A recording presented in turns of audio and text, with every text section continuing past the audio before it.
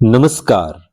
आप सुन रहे हैं द बॉलीवुड रेडियो और मैं हूं आपके साथ आकाश।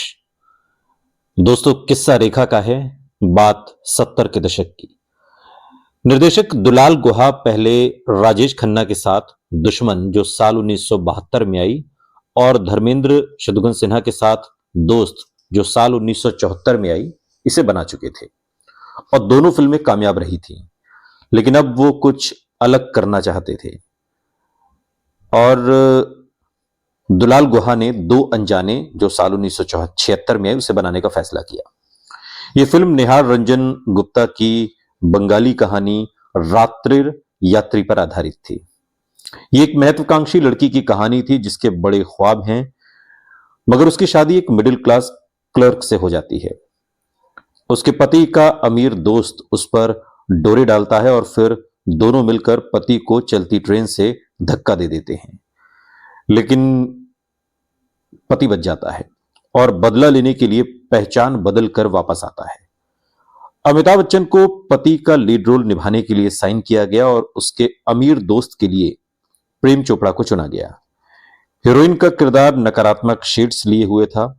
अगर पारंपरिक हिंदी हीरोइन से तुलना करें तो ये एक विलेन का किरदार था और इस रोल के लिए पहले शर्मिला टैगोर और मुमताज से बात की गई, लेकिन दोनों ने इमेज खराब होने के डर से यह रोल ठुकरा दिया। फिर रेखा से बात की गई। कहानी सुनने के बाद रेखा घबरा गई और दुलाल गुहा से बोली, दादा ये तो वैम्पिश जैसा है, यानी खलनायिका जैसा।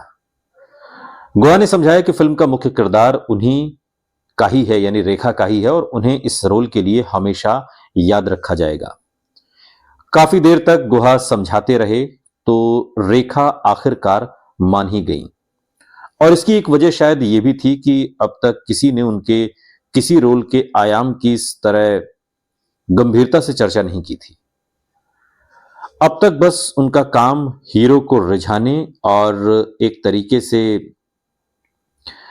नाच गाने तक ही सीमित था, जिसके लिए निर्देशक उन्हें स्क्रिप्ट इस तरह से नहीं सुनाते थे। नेगेटिव शेड्स के बावजूद रेखा को लगा कि यह रोल मजबूत है। यह बड़ा रिस्क था। हो सकता था कि दर्शक इस फिल्म को नकार दें, लेकिन यह भी मुमकिन था कि यह किरदार निभाने के बाद उनकी तारीफ हो और उन्हें वो सम्मान हासिल हो जाए जो एक अभिनेत्री के तौर पर अब तक उन्हें मिला नहीं था। उस समय वैसे भी रेखा बकवास बी ग्रेड फिल्में ज्यादा कर रही थी। वो मैं नहीं, 1974, जोरो, दफा 302 जैसी फिल्मों से वैसे भी उनके करियर का कुछ खास भला होने वाला नहीं था। बड़ी फिल्में जैसे फिरोज खान की धर्मात्मा जो साल 1975 में आई, फिल्म की दूसरी स्टार हेमा मालिनी पर ज्यादा ध्यान दिया गया था।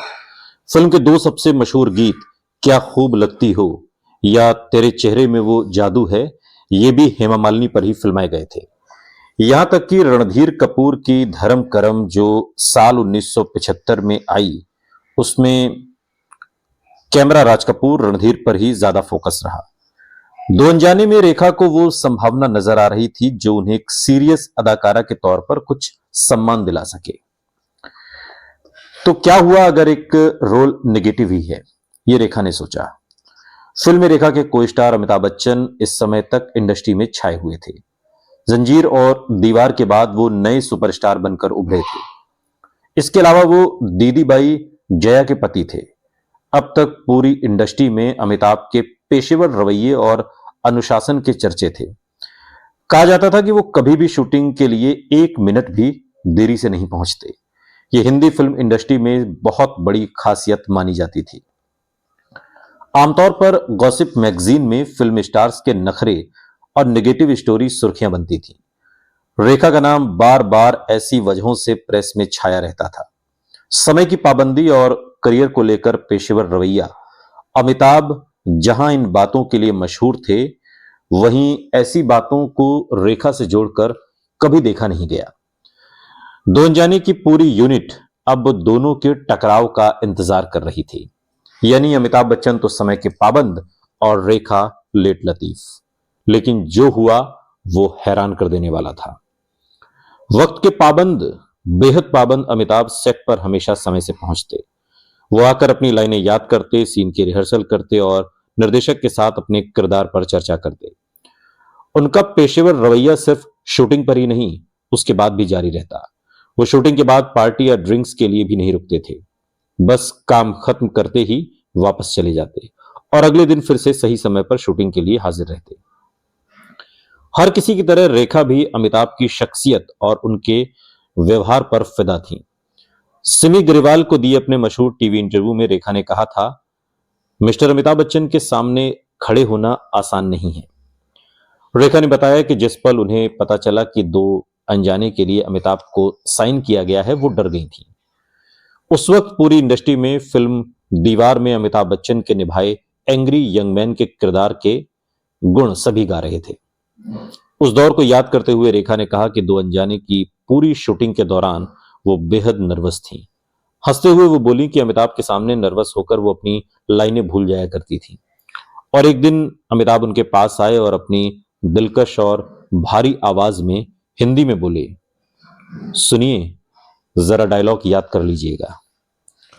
सिमी ग्रेवाल को दिए इस इंटरव्यू में अमिताभ की शख्सियत को बयां करते हुए रेखा ने कहा, उन जैसा कोई मैंने पहले कभी देखा ही नहीं था।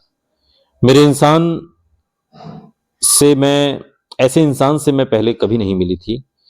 मेरी जिंदगी में ये पहला इंसान थे। किसी एक इंसान में इतनी शानदार खूबियां भला कैसे हो सकती हैं।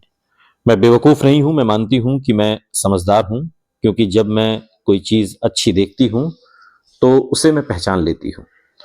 और अपने काम के प्रति अमिताभ का समर्पण, ईमानदारी और पेशेवराना रवैये ने रेखा का दिल पूरी तरह से जीत लिया था। उन्होंने जादू रेखा पर कर दिया और इसका असर हर किसी को नजर आ रहा था। आप इसे बच्चन इफेक्ट कह सकते हैं, क्योंकि अब रेखा वो करने लगी थी जो उन्होंने अपने करियर में अब तक नहीं किया था। वो दो अनजाने के सेट पर सही वक्त यानी सुबह 6 बजे पहुंच गई। हर कोई हैरान था, लेकिन यह बदलाव सिर्फ यहीं तक सीमित नहीं था। अमिताभ की तरह ही वो अपने किरदार के बारे में गहराई से सोचने लगी, निर्देशक के साथ उसकी चर्चा करने लगी। अमिताभ के रूप में उनके सामने एक करिश्माई व्यक्तित्व था जिससे वो बहुत कुछ सीखना चाहती थी। एक नए खूबसूरत जज्बात का आगाज हो चुका था। दो अनजाने के सेट पर वो रोमांटिक कहानी सांस लेने लगी थी, जिसकी चर्चा आने वाले कई दशकों में होनी थी और हुई भी, खुलकर हुई। दो अनजाने की कहानी में कलकत्ता शहर का एक अहम किरदार था, इसलिए वहां करीब 1 महीने तक शूटिंग का शेड्यूल प्लान किया गया था। फिल्म के स्टार वहां के मशहूर ग्रैंड होटल में ठहरे हुए थे। रेखा के लिए यह शहर नया था, मगर अमिताभ यहां के माहौल और गलियों से अच्छी तरह वाकिफ थे। दरअसल अभिनय की दुनिया में आने से पहले अमिताभ बतौर एग्जीक्यूटिव यहां की मशहूर shipping firm bird and company में काम कर चुके थे। 1962 से लेकर 1969 तक उन्होंने यहां 8 साल गुजारे थे। दो अनजाने की शूटिंग के दौरान कलकत्ता में बारिश का मौसम था, या कहा जाए तो मौसम में ही एक रोमांस था। और कहते हैं कि इसी मौसम में दोनों की नजदीकियां बढ़ी।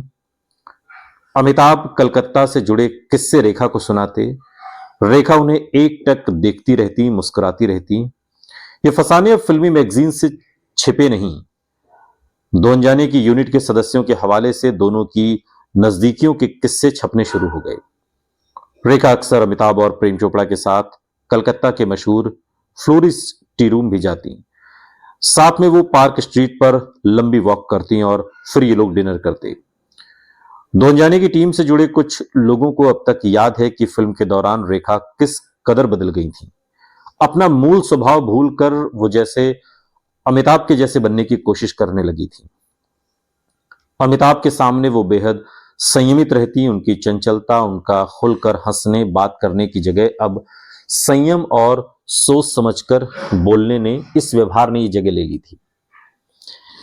1 जनवरी 1976 को रिलीज हुई फिल्म दो अनजाने ब्लॉकबस्टर तो नहीं हुई, लेकिन इसकी अलग तरह की कहानी, कलाकारों की जबरदस्त परफॉर्मेंस और दुलाल गुहा के कसे हुए निर्देशन की हर जगह तारीफ हुई। इस फिल्म की चर्चा आज भी अमिताभ की दूसरी फिल्मों से कम होती है। इसकी वजह शायद यह है कि उस दौर में उनकी बेमिसाल ब्लॉकबस्टर फिल्में जैसे शोले, दीवार और कभी कभी रिलीज हुई और सारी चर्चा इन फिल्मों के हिस्से आई। अदालत जो 1976 में आई और दो अनजाने जैसी फिल्मों को फिल्म समीक्षकों ने तो बेहद सराहा, लेकिन उन्हें प्रेस और दर्शकों के दिल में शायद उतनी जगह नहीं मिली। लेकिन दो अनजाने के बारे में एक बात ऐसी थी जिससे हर कोई अनजान नहीं था। अपने अब तक के करियर में पहली बार रेखा को एक गंभीर एक्ट्रेस के तौर पर स्वीकार किया गया था और इस फिल्म में रेखा पहली बार गंभीर एक्ट्रेस के तौर पर स्वीकार की गई और इस बार चर्चा उनके ग्लैमर की नहीं बल्कि उनकी अभिनय प्रतिभा की हो रही थी, जिसे दुलाल गुहा ने बड़े सलीके से संवार दिया था। मशहूर फिल्म वर्ल्ड मैगजीन ने लिखा कि रेखा ने बड़े सधे हुए और कामयाब अंदाज में ये कर दिखाया है।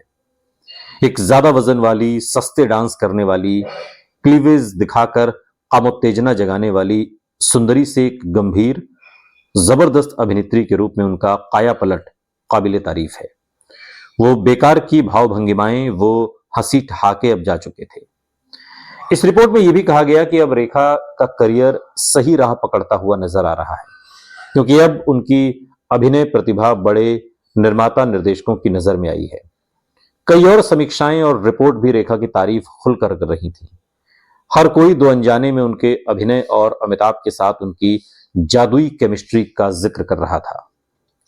रेखा के साथ ये सब पहली बार था। बस ये एक फिल्म और रेखा को पहली बार सम्मान मिलने लगा, सम्मान, इज्जत, और रेखा ने इसका पूरा श्रेय अमिताभ बच्चन को दिया।